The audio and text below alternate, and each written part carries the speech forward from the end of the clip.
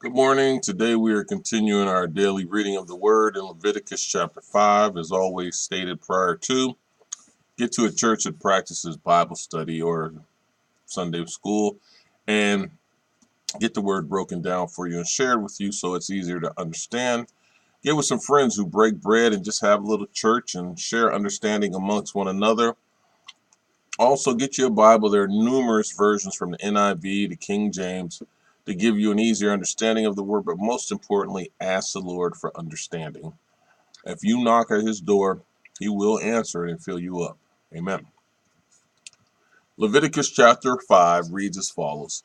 If anyone sins because they do not speak up when they hear a public charge to testify regarding something they have seen or learned about, they will be held responsible.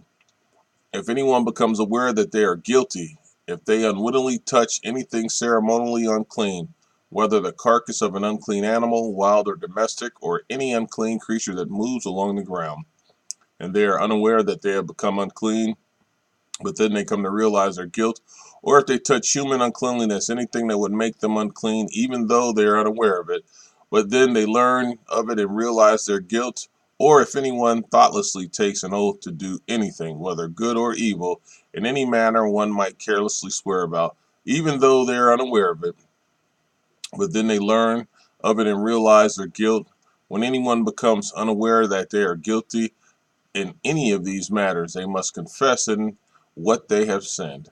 As a penalty for the sin they have committed, they must bring to the Lord a female lamb or goat from the flock as a sin offering, and the priest shall make atonement for them for their sin. Anyone who cannot afford a lamb is to bring 2 doves or 2 young pigeons to the Lord as a penalty for their sin, one for a sin offering, and the other for a burnt offering. They are to bring them to the priest, who shall first offer the one for the sin offering. He is to wring its head from its neck, not dividing it completely, and to splash some of the blood of the sin offering against the side of the altar. The rest of the blood must be drained out at the base of the altar. It is a sin offering. The priest shall then offer the other as a burnt offering in the prescribed way and make atonement for them for the sin they have committed, and they will be forgiven. If, however, they cannot afford 2 doves or 2 young pigeons, they are to bring as an offering for their sin a tenth of an ephah of the finest flour for a sin offering. They must not put olive oil or incense on it, because it is a sin offering. They are to bring it to the priest, who shall take a handful of it as a memorial portion and burn it on the altar on the top of the food offerings presented to the Lord. It is a sin offering. In this way, the priest will make atonement for them for any of these sins they have committed, and they will be forgiven. The rest of the offering will belong to the priest, as in this case of the grain offering. The Lord said to Moses, when anyone is unfaithful to the Lord by sinning unintentionally in regard to any of the Lord's holy things, they are to bring to the Lord as a penalty a ram from the flock, one without defect and of the proper value in silver, according to the sanctuary shekel. It is a guilt offering.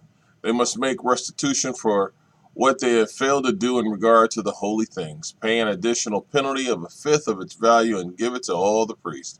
The priest will make atonement for them and the ram as a guilt offering, and they will be forgiven. If anyone sins and does what is forbidden in any of the Lord's commands, even though they do not know it, they are guilty and will be held responsible.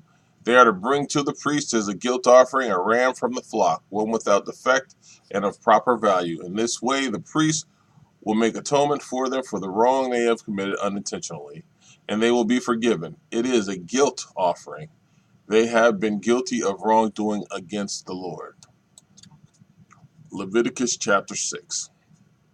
The Lord said to Moses, if anyone sins and is unfaithful to the Lord by deceiving a neighbor about something entrusted to them or left in their care, or about something stolen, or if they cheat their neighbor, or if they find lost property and lie about it, or if they swear falsely about any such sin that people may commit, when they sin in any of these ways and realize their guilt, they must return what they have stolen or taken by extortion, or what was entrusted to them, or the lost property they found, or whatever it was they swore falsely about.